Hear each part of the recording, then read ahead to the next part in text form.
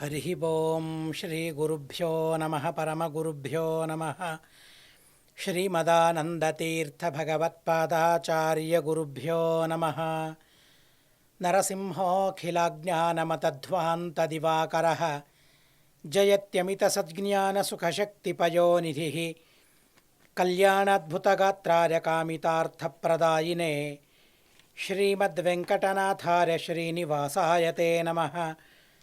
వ్యాసాయ భవనాశాయ శ్రీశాయ గుణరాశరే హృద్యాయ శుద్ధవిద్యాయ మధ్వాయ చ నమో నమః. నౌమిన్యాయ సుధాదికర్జరమునీన్ శ్రీపాదరాట్సన్మణీన్ వ్యాసార్యాన్ వివిధాగమాబ్ధివిహరాన్ శ్రీవాదిరాజానపి వందే హంసవరాన్ రఘుత్తమగురూన్ వైదగ్ధ్యవారాం నిధీన్ శ్రీసత్యవ్రత రాఘవేంద్రమునిపాన్ సద్బోధసధ్యానపాన్ సత్యాభిజ్ఞకరాబ్జోత్థాన్ పంచాశద్వర్షపూజకాన్ సత్యప్రమోదతీర్థార్యాన్ నౌమిన్యార్యసుధారతాన్. శాస్త్రేషు పారదృశ్వానం శాస్త్రజ్ఞేషు చ వత్సలం దీనభక్తోద్ధారకరం సత్యాత్మానం గురుం భజే. విద్యాపీఠవిధాతారం విద్యావారిధిచందిరం విద్యార్థివత్సలం వందే మహామహిమసద్గురుం. నారాయణం నమస్కృత్య నరం చైవ నరోత్తమం దేవీం సరస్వతీం వ్యాసం తతో జరముదీరయేత్. నారాయణం సురగురుం జగదేకనాథం భక్తప్రియం సకలలోకనమస్కృతం చ త్రైగుణ్యవర్జితమజం విభుమాద్యమీశం వందే భవఘ్నం అమరాసురసిద్ధవంద్యం. నమో ధర్మాయ మహతే నమః కృష్ణాయ వేధసే బ్రాహ్మణేభ్యో నమస్కృత్య ధర్మాన్ వక్ష్యామి శాశ్వతాన్. ఓం నమో భగవతే వాసుదేవాయ. ఓం నమః పితామహాయ. ఓం నమః ప్రజాపతిభ్యః. ఓం నమః కృష్ణద్వైపాయనాయ. ఓం నమః సర్వవిఘ్నవినారకేభ్యః. స్వస్త్యస్తు హరి ఓం హరి ఓం హరి ఓం. ద్రౌపదీదేవి యొక్క పరమ పవిత్రమైన స్వరూపాన్ని, పరమ పవిత్రమైన చరితను మనం విన్నాం, శ్రవణం చేశాం. ద్రౌపదీదేవి యొక్క స్వరూపాన్ని, చరితను శ్రవణం చేయడం వల్ల మనసు పవిత్రమవుతుంది, మనిషి పవిత్రుడవుతాడు, తన నడివళిక పవిత్రమవుతుంది, తన జీవితమే పవిత్రమవుతుంది, తన పనులన్నీ, తను చేసే పనులన్నీ కూడా పవిత్రమవుతాయి. అలాంటి పావిత్ర్యాన్ని సంపాదించి పెట్టే అత్యద్భుతమైన గాథ ద్రౌపదీదేవి యొక్క గాథ. అలాంటి బలమున్న గాథ ద్రౌపదీదేవి యొక్క గాథ. ఆ ద్రౌపదీదేవి యొక్క చరితను కాస్త తాత్పర్య నిర్ణయం వెలుగులో కూడా మనం చూడడం జరిగింది. 2 అధ్యాయాలలో మహాభారతంలో ఆ విషయాలు వచ్చాయి. వాటినన్నిటినీ కూడా సంక్షిప్తంగా యథామతి మనం తెలుసుకున్నాం. ఆ ద్రౌపదీదేవి యొక్క స్వరూపాన్ని వేదవ్యాసదేవుల వారు ద్రుపదునికి వివరించి చెప్పారు. ఎందుకంటే తను నమ్మాలి. మొదట తను వివాహం చేసేవాడు, తను పెళ్లి చేసేవాడు, తను కన్యాపిత కనుక ధర్మమేంటో తను తెలుసుకొని ఆ పని, ఆ సత్కర్మను తను చేయాలి. విశ్వాసంతో, నమ్మకంతో, శ్రద్ధతో, భగవంతునిపైని భక్తితో చేసిన ఏ పని వల్ల కూడా అనర్థం జరగదు. కనుక నేరుగా వేదవ్యాసదేవుల వారు వచ్చి ద్రౌపదిని పంచపాండవులకిచ్చి వివాహం చేయడం ఎంతటి ధర్మమో వివరించి చెప్పారు వేదవ్యాసదేవుల వారు. అలా చెప్పిన తరువాత ద్రుపదుడు చెబుతూ ఉన్నాడు, చాలా మహత్వమైన మాటలున్నాయి. అశ్రుత్వైవం వచనం తే మహర్షే మయా పూర్వం యతితం సంవిధాతుం నవైశక్యం విహితస్యాపజానం తదేవేదముపపన్నం విధానం. మీరు ఒకసారి చెప్పారు, అయినా కూడా నేను పెడచెవిన పెట్టాను, ఇదెలా ధర్మం అవుతుంది అని నా సంశయాన్ని అభివ్యక్తపరిచాను. అయినా కూడా చూడండి ఎలా ఉంటుందో. మీరు చెప్పిన తరువాత కూడా సందేహించడం ఏంటి? అసలు ధర్మప్రభువులు మీరు, ధర్మాన్ని శాసించేవారు, ధర్మాన్ని వ్రాసేవారు మీరు, అసలు ధర్మమే మీరు. అలాంటి మీరు చెప్పిన తరువాత కూడా నేను వినలేదంటే అది నా ఔద్ధత్యం. అయినా కూడా ఎలా మా విధి ఉంటుంది, ఎలా మా ప్రారంధం ఉంటుంది, దేన్ని చేయకూడదు, చేయరాని పని అని మనం అనుకున్నామో ఆ పనినే చేయాల్సిన పరిస్థితి మనిషికి వస్తుంది. ప్రస్తుతమైతే నా సుదైవం కాబట్టి ఈ పని ఏదో దుర్దైవంతో తప్పనుకున్నాను. ఈ పనిని మీరు చెప్పిన తరువాత కూడా ఈ పని తప్పు అని నేను అనుకోవడం అది నా ప్రబలమైన దుర్దైవం. అది అయినా కూడా మీరెవరని, ఎందుకని ఇలాంటి ఉపకారం చేయాలని, నేను చేయాల్సిన పని ఏంటి, అది ఎలా ధర్మం అవుతుంది, ఇంతగా విడమర్చి చెప్పాలా మీరు? తన ప్రారంధం అని అనుకుని ఊరుకున్నారా? లేదే. ఎలాంటి కరుణను మీరు చూపించారు నా పైన అని వేదవ్యాసదేవుల వారిపైన అమితమైన భక్తి తనకు కుదురుకుంది. తదే వేదముపపన్నం విధానం. దేన్ని చేయకూడదు, ఏది అధర్మం, ఏది లోక విరుద్ధం, ఏది వేద విరుద్ధమని నేను అనుకున్నానో అది ఇలాంటి వేద ప్రసిద్ధమని నేను తెలుసుకోలేకపోయాను. కాలు జారాను నేను ఈ విషయంలో, తప్పు చేశాను భగవన్, నన్ను క్షమించండి, మీరు చేసినట్లే నేను చెబుతాను. నాకు నిర్ధారమయ్యింది. ఇప్పటి వరకు అధర్మం అనుకున్నాను, కానీ ఇప్పుడు మీరు విడమర్చి చెప్పిన తరువాత ఆ ద్రౌపదీదేవి దేహములో 5గురిని నేను చూసిన తరువాత, రుద్రదేవుల వారి వరప్రసాదమిదని తెలుసుకున్న తరువాత ఇక అధర్మమని ఎలా నేను అనుకోను? ఏ మార్గం ఉంది నాకు అధర్మం అనుకోవడానికి? ఏ ఉపాయాలున్నాయి, ఏ యుక్తులున్నాయి, ఏ ప్రమాణాలున్నాయి? ఇది ధర్మమా అధర్మమా ఎలా తెలుసుకోవడం? ప్రమాణం ద్వారా తెలుసుకోవాలి, శాస్త్రం ద్వారా తెలుసుకోవాలి, పెద్దలు చెబితే తెలుసుకోవాలి. మీలాంటి పెద్దలు చెబుతూ ఉన్నప్పుడు చెప్పిన తరువాత కూడా ఇది అధర్మం అంటే తన నాలుక చీరిపోదు. కనుక మీరు చెప్పినట్లే నేను చేస్తాను, ఇది ధర్మం అనే విశ్వాసం, నమ్మకం నాకు కుదిరిందని తను చెబుతూ ఉన్నాడు. నాయం విధిర్మానుషాణం వివాహే. వేదవ్యాసదేవుల వారు మళ్ళీ చెప్పారు, ఏదో నీకు చెప్పానని ఒక స్త్రీని 5గురికిచ్చి వివాహం చేయడం ధర్మమని నేను చెప్పానని మనుషులందరూ కూడా ఇదే ధర్మాన్ని పాలించాలని కాదు. మనుషులకు ఇది అధర్మమే, దేవతలకు కూడా అధర్మమే. ప్రస్తుతం ద్రౌపది దేహంలో 5గురున్నారు కాబట్టి ఆ లోపలున్న ఉమా, శచి, శ్యామల, ఉష వీరికి బ్రహ్మదేవుల వారి శాపం ఉంది కాబట్టి, అలాగే రుద్రదేవుల వారి వరము ఉంది కాబట్టి ఆ వర శాపానికి అనుగుణంగా ఇలా ద్రౌపదిని పంచపాండవులకిచ్చి వివాహం చేయడం ధర్మమని నేను చెబుతూ ఉన్నానే తప్ప ఇది అందరికీ విధి కాదు, అందరికీ విహితమైనది కాదు. ద్రౌపదీదేవిని గురించి అందరూ తప్పుగా తెలుసుకున్నారు, అందరూ తప్పుగా నిరూపించారు. కానీ మహాభారతాన్ని చక్కగా అధ్యయనం చేసిన వారికి మాత్రమే ద్రౌపదీదేవి ఏంటో తెలుస్తుంది. కానీ చక్కగా అధ్యయనం చేయడం ఎవరి వల్ల సాధ్యమవుతుంది? మా వల్ల సాధ్యమవుతుందా? సాధ్యం కాదు. కనుక మధ్వాచార్యుల వారి ఆ తీర్మానాన్ని, ద్రౌపదీదేవి యొక్క స్వరూపాన్ని ఒకమారు చూసి ఆ తరువాత మహాభారతం మనం చదువుతుంటే అవును కదా, ఇది కదా మహాభారతం యొక్క ఆంతర్యం, ఇది కదా మహాభారతం చెప్పాలి అనుకున్న విషయం అని మాకు అర్థమవుతుంది. అలాంటి దివ్యమైన అత్యద్భుతమైన విషయం మనం వింటూ ఉన్నాం. పంచానాం భార్య దేవదేవ ప్రసాదాత్. దేవదేవతల అనుగ్రహం తనపైన ఉన్నది కాబట్టి పాండవుల్లో కూడా దేవదేవులైన ముఖ్య ప్రాణ, ఇంద్ర, యమధర్మ, అలాగే అశ్వినీ దేవతలు అలాంటి మహానుభావులే పాండవులుగా అవతరించారు కాబట్టి వారిలో కూడా ముఖ్య ప్రాణదేవుల వారి సన్నిధానం ఉంది కాబట్టి, యద్యపి బ్రహ్మదేవుల వారి శాపం పరపురుషుని స్పర్శ కలగాలని, అయినా కూడా దాన్ని ఎలా మార్చుకున్నారు, ఆ తలరాతను ఎలా మార్చుకున్నారు, ఆ విధిరాతను ఎలా మార్చుకున్నారు అంటే విధిరాతను మార్చుకోవడం ఎవరి వల్ల సాధ్యం కాదు.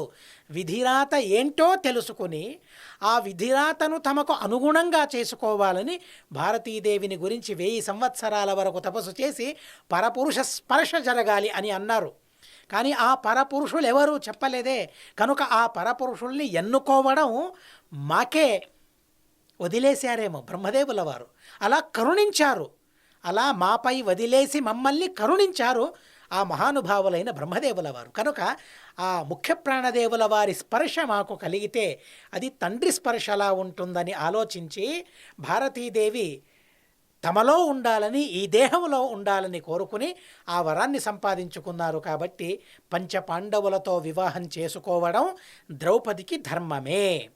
కొందరికి మాత్రమే ఇలాంటి ధర్మాలు అన్వయిస్తాయి, అందరికీ కాదు. నిన్న మేము కొన్ని సందర్భాలను చూసాం. వార్క్షి అనే దేవి తను 10గురిని వివాహం చేసుకుంది. భాగవతంలో ఆ కథను మీరు విన్నారు. మరోసారి ఆ కథను నెమరు వేసుకోండి.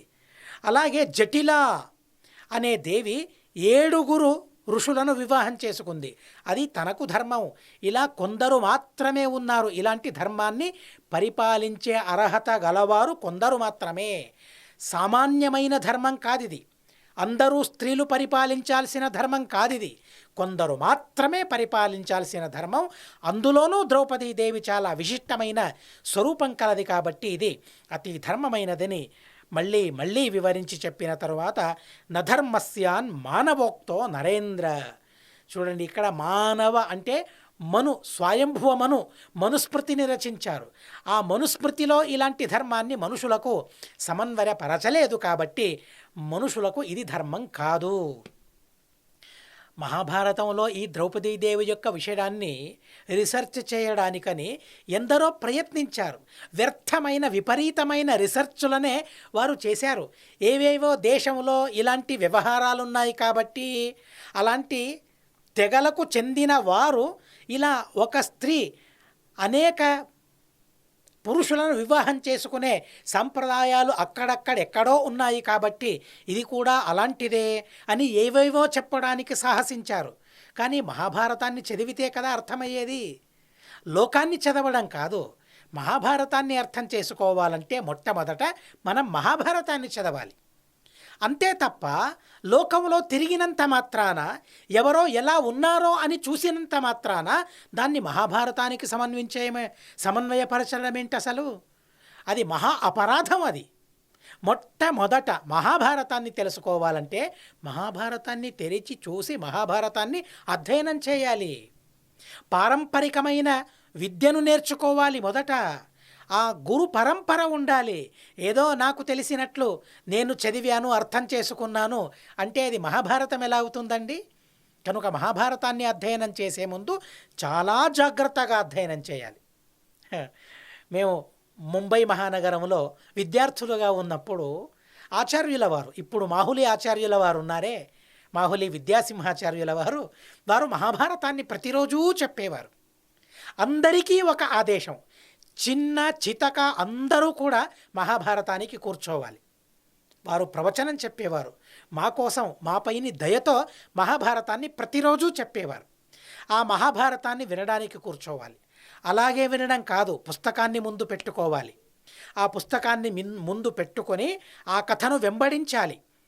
వాళ్ళు చెబుతూ ఉంటే ఎక్కడ కథలున్నాయి, ఆ శ్లోకంలో ఎక్కడ ఆ శ్లోకాలున్నాయి, మహత్వమైన విషయాలేంటి, ఆ విషయాలను రాసుకోవాలి.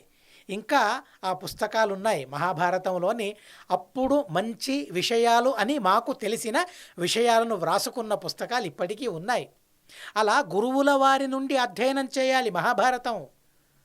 అలాంటి వారికి మాత్రమే మహాభారతంలోని సొగసు ఏంటో తెలుస్తుంది. మహాభారతం యొక్క ఆంతర్యం ఏంటో వారికి అర్థమవుతుంది. ఏవో పుస్తకాలు చదివేమో మాకు సంస్కృతం వచ్చు, మేము కూడా అర్థం చేసుకోగలమని మహాభారతాన్ని చదవడం ప్రారంభిస్తే తప్పులో కాలేసినట్లే. అలాంటి ప్రసంగమే ద్రౌపదీదేవి యొక్క స్వరూపాన్ని నిర్ధారణ చేసే ఈ అత్యద్భుతమైన ప్రసంగం. ద్రౌపదునికి నిర్ధారమయ్యింది, సిద్ధమయ్యింది, వివాహం చేయడానికి సిద్ధమయ్యాడు. తత ఆజంబతుస్తస్త్ర తౌ వ్యాసద్రపదాత్మజౌ తతో ద్వైపాయన కృష్ణో యుధిష్ఠిరం అథాగమత. తరువాత ద్వైపాయనుల వారు అంటే వేదవ్యాసదేవుల వారు యుధిష్ఠిరుని దగ్గరికి వెళ్ళి, ధర్మరాజుని దగ్గరికి వెళ్ళి చెబుతూ ఉన్నారు. చంద్రుడు పరమపుణ్యప్రదమైన పుష్య నక్షత్రంతో కలిసిన శుభవేళ ఇది. ఇలాంటి శుభ ప్రసంగంలో వివాహం చేసుకోవాలి.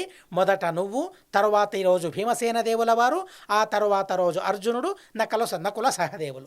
ఇలా క్రమంగా పరమశుభ్రమైన పరమశుభప్రదమైన ఈ ముహూర్తాలలో మీరందరూ కూడా వివాహం చేసుకోవాలని వేదవ్యాసదేవుల వారే సెలవిచ్చిన తరువాత, ఆ ముహూర్తాన్ని చెప్పిన తరువాత ఇక అంతకన్నా గొప్ప ముహూర్తాన్ని ఎవరైనా చూపగలరా?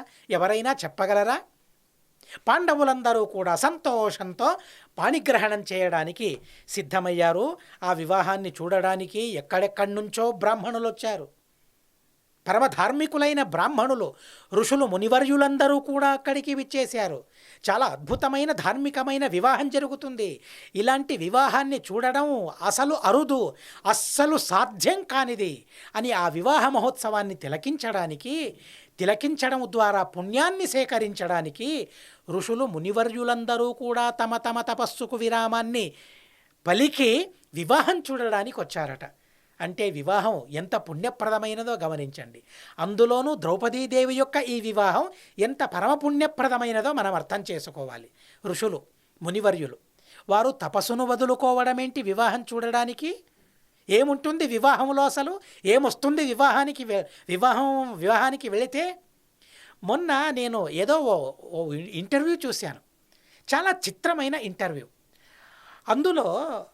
అందులో ఒకరు అడిగారు, మీరెలా సమయాన్ని సాధించుకుంటారు, ఎలా సమయాన్ని సమయాన్ని పెంచుకోవడం ఏంటి? సమయం ఉన్నది 24 గంటలు, 24 గంటలు అంతే. ఆ 24 గంటలు 25 గంటలు కావు ఎవరికి కూడా, అందరికీ 24 గంటలే. దేవతలకు కూడా అంతే. దాన్ని పిలిచే పదాలు వేరే. 24 గంటలు అంతే కాలంలో వ్యత్యాసం ఏముంది? అసలు ఎవరికి వ్యత్యాసం లేదు. అయినా కూడా మీరు సమయాన్ని ఎలా సాధించుకుంటారు అని అడిగితే వారేం చెప్పారంటే చాలా చిత్రం అనిపించింది నాకు. ఎవరెవరో పెళ్ళికి పేటంకాలకు పిలిస్తే నేను వెళ్ళను అని వారు చెప్పారు. ఆశ్చర్యమనిపించింది. అదేంటది? పెళ్ళికి వెళ్ళకూడదా? అదేంటి అధర్మమా, అన్యాయమా అది? నేను పెళ్ళికి వెళ్ళను, పెళ్ళిళ్ళకు వెళ్ళను, అలా వెళ్ళి నేను సమయాన్ని వ్యర్థం చేసుకోను అని చెప్పారు. అరే, పెళ్ళికి వెళ్ళడం అంటే సమయం వ్యర్థం చేసుకోవడమా? అయితే పెళ్ళి చేసుకోవడమే వ్యర్థమని చెప్పినట్లు కదా. ఏం సందేశాన్ని ఇచ్చినట్లయింది? అయితే వెళ్ళాలి, పెళ్ళికి వెళ్ళాలి, ఆశీర్వదించాలి.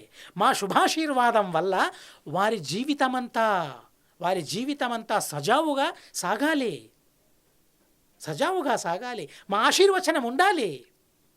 పెద్దలు కదండి. పెద్దలు కాక ఎవరు అనుగ్రహించేది, ఎవరు ఆశీర్వదించేది? చిన్నవాళ్ళ కాదే.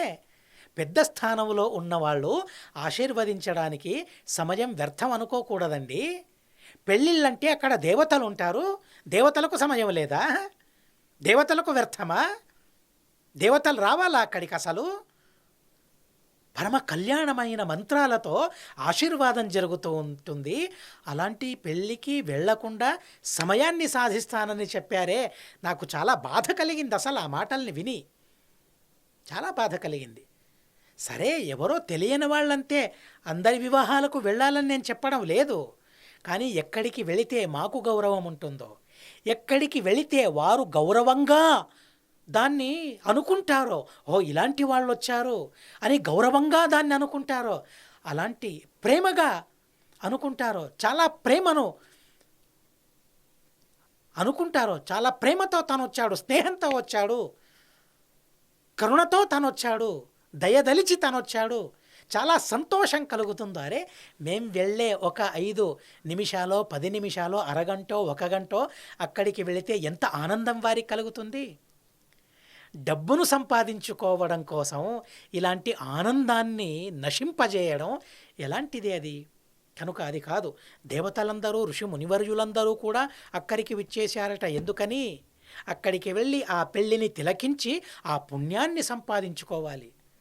ఆ మంత్రాలను వింటూ, ఆ మంత్రాలతో ఆశీర్వదిస్తూ కలకాలం పండంటి జీవితాన్ని మీరు గడపాలని వారిని ఆశీర్వదిస్తూ ఉంటే ఎలాంటి ఆనందం కలుగుతుందో. చాలా అద్భుతమైన ఆనందం అది. కనుక ఋషులు, మునివర్యులు అందరూ కూడా అక్కడికి విచ్చేశారట. నేను చెప్పే తాత్పర్యం ఏంటంటే, ఆ పెళ్ళి అధార్మికమైతే ఋషులు మునులు అందరూ విచ్చేసేవారా? అరే అదేదో చేయకూడని పని చేస్తూ ఉన్నారు, అక్కడికి మేమెందుకు వెళ్ళడం, తపస్సును ఎందుకు వ్యర్థం చేసుకోవడం అక్కడికి వెళ్ళి అని అనుకునేవారు కదా. ఒక్కరైనా అనుకున్నారా? లేదే. ఋషులు మునులు దేవతలందరూ కూడా అక్కడికి విచ్చేసి ద్రౌపదీదేవి యొక్క పరమ శుభప్రదమైన మంగళకరమైన ఆ వివాహాన్ని తిలకించి ఆనందంతో ఉప్పొంగిపోతూ ఉన్నారట. ఇది కదా అది ధర్మము, ధార్మికమైన వివాహం అని చెప్పడానికి ఈ విషయం చాలు కదా. మహాభారతం ఆ విషయాన్ని చాలా చక్కగా చెబుతుంది. ద్రష్టుం వివాహం పరమ ప్రతీతా ద్విజాశ్చ పౌరాశ్చ యథా ప్రధానా. ఆ వివాహంలో అందరూ పాల్గొన్నారు. పాండవులందరూ కూడా మంగళ స్నానం చేశారు.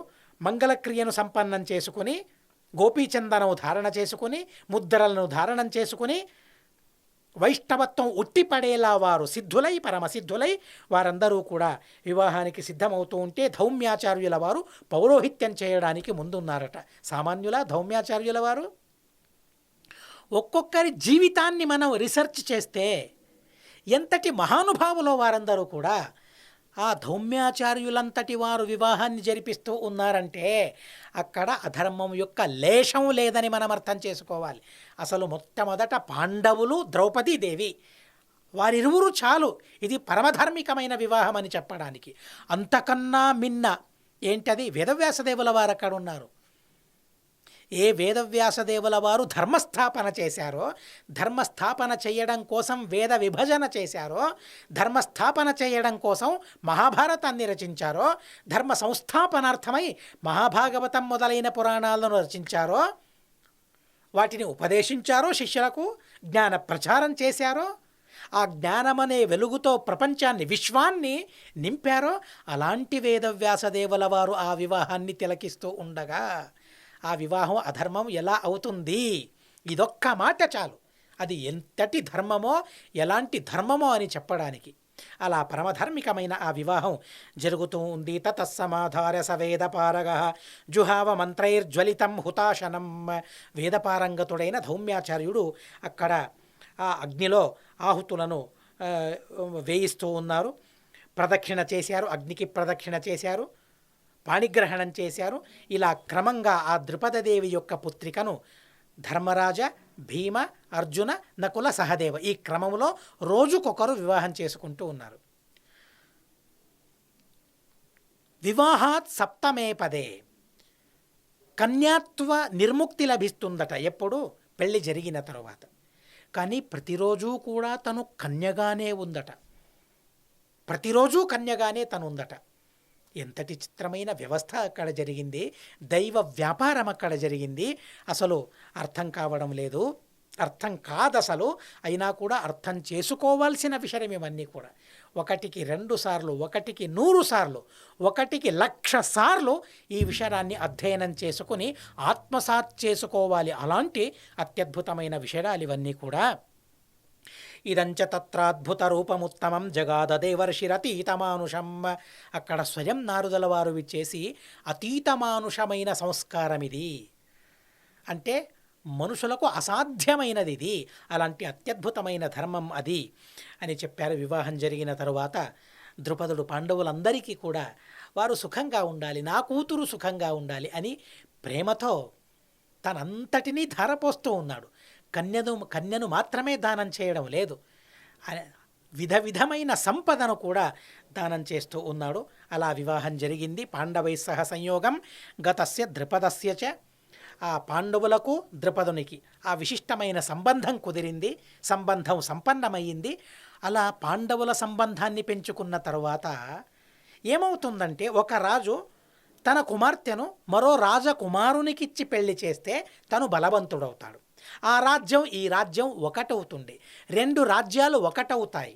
2 రాజులు ఒకటైతే ఇక శత్రువుల బాధ వారికి ఉండదు, ఏ శత్రువుల భయం ఉండదు. ద్రుపదునికి ఏ శత్రువుల భయం తొలగిపోయింది. పాండవులకు తన కుమార్తెనివ్వడం వలన, పాండవుల్ని తన అల్లుళ్ళుగా చేసుకోవడం వలన ఏ శత్రువుల భయం తొలగిపోయింది. మహాభారతం చెబుతుంది, ఎప్పుడైతే పాండవులు తన అల్లుళ్ళయ్యారో నబభూవ భయం కించిత్ దేవేభ్యోపి కథంచన. దేవతల నుండి కూడా వారికి భయం కలగలేదట ద్రుపదునికి. అలాంటి బలవంతులు పాండవులని మహాభారతం చాలా అద్భుతంగా చెబుతుంది. ఆ తరువాత ఆ ద్రుపదుని భార్యలందరూ కూడా కుంతీదేవి దగ్గరికి వచ్చి, పరిచయం లేదు కదండి కనుక తమ తమ పేర్లను చెప్పి కుంతీదేవి యొక్క ఆ కాళ్లను గట్టిగా పట్టుకుని నమస్కారం చేస్తూ ఉన్నారు. చివరికి ద్రౌపదీదేవి వచ్చింది. ద్రౌపదీదేవి అక్కడికి వస్తే చాలా సంతోషంగా మొట్టమొదట ద్రౌపదీదేవిని చూసింది. తన కోడలు, తన కోడల్ని ఎంత సంతోషంగా చూసింది, ఎంత సంతోషంగా ఆశీర్వదించింది. బహుశా ఈ అధ్యాయం 216వ అధ్యాయం. ఈ అధ్యాయం కుంతీదేవి తన కోడలైన ద్రౌపదీదేవిని ఎలా ఆశీర్వదించింది, ఆ ఆశీర్వాదం యొక్క ప్రకారాన్ని చెప్పడానికే ఈ అధ్యాయం కేటాయించబడింది. కుంతీదేవి ద్రౌపదీదేవికి చేసిన ఆశీర్వాదం ఎలాంటిది, ఏమని ఆశీర్వదించింది? చాలా అద్భుతంగా ఆశీర్వదించింది. చాలా అద్భుతమైన బాంధవ్యం అది. అత్తా కోడళ్ళ బాంధవ్యం ఏదైతే ఉంటుందో ఎంత అపురూపంగా ఉండాలని చెప్పే అధ్యాయం ఇది. 216వ అధ్యాయం. పురుషులందరూ కూడా దాన్ని అవశ్యంగా తిలకించాలి. ద్రౌపదీం అవదత్ ప్రేమ్ణ ప్రథాశీర్వచనాం స్నుషాం. చాలా సంతోషంతో ప్రేమతో తను ఆశీర్వదిస్తూ ఉందట. యథేంద్రాణి హరిహయే. ఇంద్రునికి శచీదేవి ఎలా ఉందో, అంటే ఎంత ప్రేమగా వారిరువురి దాంపత్యం ఉందో, ఎంత సరసంగా వారి దాంపత్యం కొనసాగుతూ ఉందో, అలాగే అగ్ని మరియు స్వాహాదేవి వారిరువురి దాంపత్యం ఎంత చక్కగా ఉందో, రోహిణి మరియు చంద్ర వారిరువురు ఎలా ఉన్నారో ప్రేమతో, అలాగే నల దమయంతులు ఎంత ఆనందంగా వారు ఉన్నారో, కుబేర మరియు భద్రాదేవి, మహా అని కూడా మరో చోట ఆ కుబేరుని పత్ని పేరును చెప్పారు, భార్య పేరును చెప్పారు. మహాభారతంలో కుంతీదేవి కుబేర మరియు భద్రాదేవి ఎంత ప్రేమగా వారు ఉన్నారో, దాంపత్యాన్ని కొనసాగిస్తూ ఉన్నారో, అలాగే వశిష్ఠ మరియు అరుంధతి ఎలా ఉన్నారో, ఎలా లక్ష్మీనారాయణులు ఉన్నారో. చివరికి ఎవరి పేరు చెప్పిందో చూడండి, లక్ష్మీనారాయణులు ఎంత ఆప్యాయమానంగా, ఎంత సంతోషంగా, ఎంత ప్రేమగా వారు ఆ దంపతులు ఉన్నారో అలాగే మీ దాంపత్యం ఉండాలి. అంత చక్కగా ఆ దాంపత్యాన్ని కొనసాగించాలి. అంత సరసమైన దాంపత్యాన్ని నువ్వు అనుభవించాలి. అంత అత్యద్భుతమైన సుఖాన్ని నువ్వు అనుభవించాలి. అలాంటి సేవను, పతిసేవను నువ్వు చేయాలి. అలా పతివ్రత అవ్వాలి నువ్వు అని ఆశీర్వదిస్తూ ఉందట. జీవసూర్భద్రే, జీవసూర్వీరసూర్భద్రే. ఎలాంటి సంతానాన్ని కలగాలి అంటే చిరాయుష్కులైన, చిరజీవులైన కొడుకులు నీకు కలగాలి. అలాగే చిరజీవులైనా పర్వాలేదు, కానీ వీరులైన కొడుకుల్ని నువ్వు కనాలి.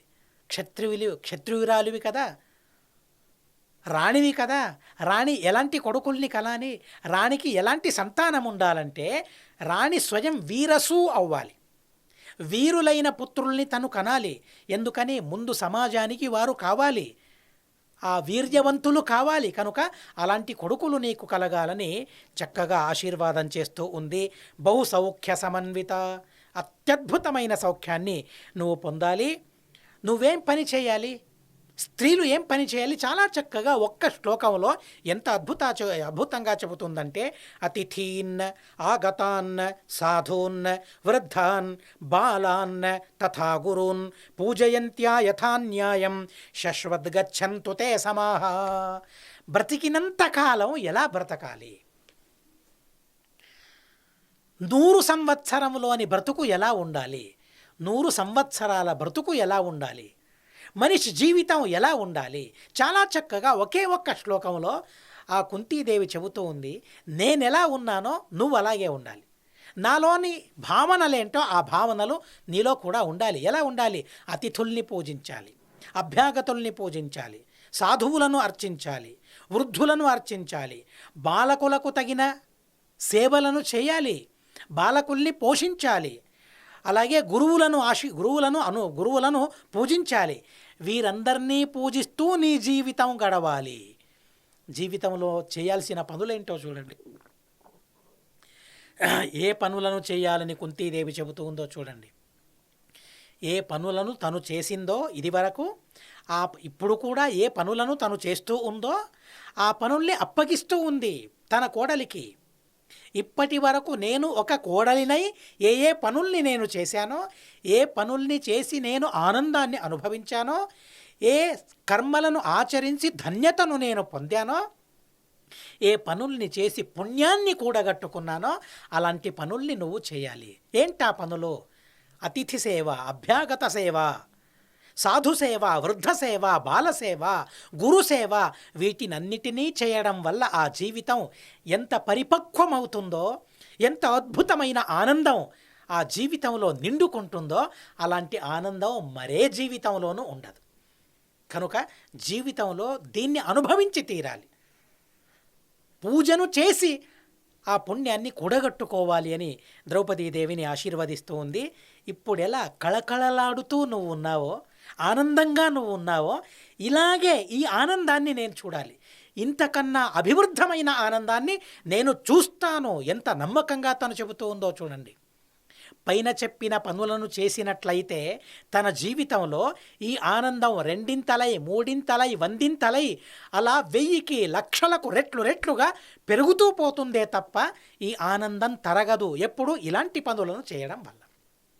కానీ ఇప్పటి దాంపత్య జీవితంలో ఏం జరుగుతూ ఉంది? రోజు రోజుకు ఆనందం తక్కువ అవుతూ ఉంది, ప్రేమ తక్కువ అవుతూ ఉంది, ధన్యత తక్కువ అవుతూ ఉంది. ఎందుకని పెళ్లి చేసుకున్నానో అని అనుకుంటూ ఉన్నారు. ఇలాంటి భావన రాకూడదంటే ఏం చేయాలి? పైన చెప్పిన పనులను చేసినట్లయితే తన జీవితం ధన్యమవుతుందని చాలా చక్కగా తను ఆశీర్వదించింది. కురు బ్రాహ్మణ సాత్సర్వం ఆశ్వమేధే మహక్రతౌ పృథివ్యాం యాని రత్నాని గుణవంతి గుణాన్వితే. నీ భర్తలు తక్కువ వాళ్ళు కాదు, చాలా గొప్ప మహానుభావులు, చాలా గొప్ప మహానుభావులు. వాళ్ళు అశ్వమేధ యాగం చేస్తారు, రాజసూయ యాగం చేస్తారు.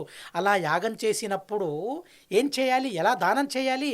మాంగల్యమాత్రం దయితా శరీరే. తాత్పర్య నిర్ణయంలో మీరు విన్నారు. ద్రౌపదీదేవి ఆ మాంగల్యాన్ని తప్ప మిగిలిన వాటిని అన్నిటినీ కూడా దానం చేసిందట. మాంగల్యాన్ని దానం చేసే అర్హత అసలెవ్వరికీ లేదు. మాంగల్యాన్ని విడనాడి ఉండకూడదు. మంగళసూత్రాన్ని మెడ నుండి బయటికి తొలగించకూడదు. అలాంటి పరమ పవిత్రమైనది అది మంగళసూత్రం అంటే. మంగళసూత్రాన్ని తీయడం అంటే మాంగల్యాన్ని తీయడం అనే అర్థము. కనుక మంగళసూత్రాన్ని తీయకూడదు. మంగళసూచకమైన సూత్రం అది. కనుక ఆ మంగళసూత్రం తప్ప మిగిలిన వాటిని అన్నిటినీ దానం చేయాలి.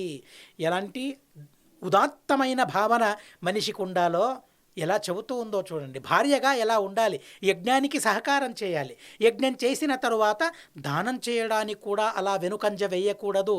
ఏది నాది కాదు, సంపాదించినదంతా భగవంతునిదే. కనుక ఆ భగవంతునికే సర్వస్వాన్ని సమర్పించుకోవాలి. ఆ త్యాగ మనోభావాన్ని నువ్వు పెంచుకోవాలి. యథాచత్వం త్వం త్వాభినందామి వద్వద్య క్షౌమ సంవృతాం తథా భూయోభినందిష్యే జాతపుత్రాం గుణాన్వితాం. అమ్మా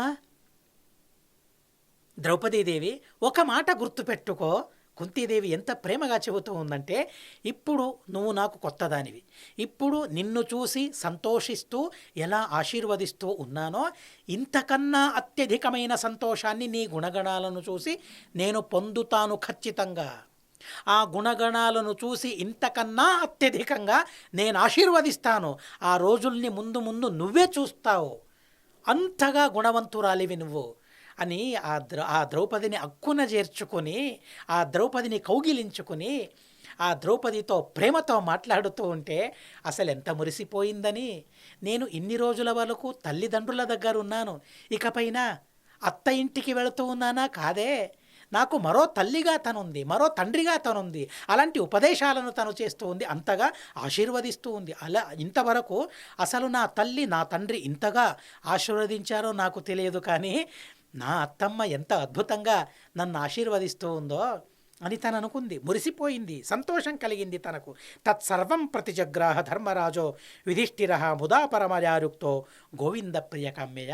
వీరిరువురి వివాహానికి కృష్ణుడు వచ్చాడట. కృష్ణుడు ఐశ్వర్యాన్ని, సమస్తమైన ఐశ్వర్యాన్ని సమర్పించాడట, వారికి కానుకగా ఇచ్చాడట.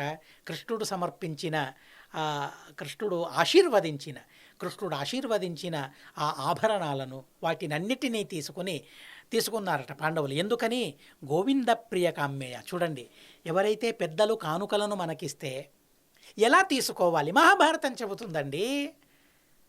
ఎలా తీసుకోవాలి, ఏ భావన ఉండాలి? పెద్దలు ఆశీర్వదిస్తూ ఆ భావనతో కానుకలను ఇస్తూ ఉన్నప్పుడు వస్త్రమైనా ఆభరణమైనా వారికి తగిన ఏ వస్తువునైనా మనకు తగిన ఏ వస్తువునైనా వారిస్తూ ఉన్నప్పుడు ఎలా స్వీకరించాలి? అసలు ఇప్పుడు పెళ్లి పత్రికలో ఓ సెంటెన్స్ ఉంటుందండి, మీరెవరు కానుకలు తేకూడదు.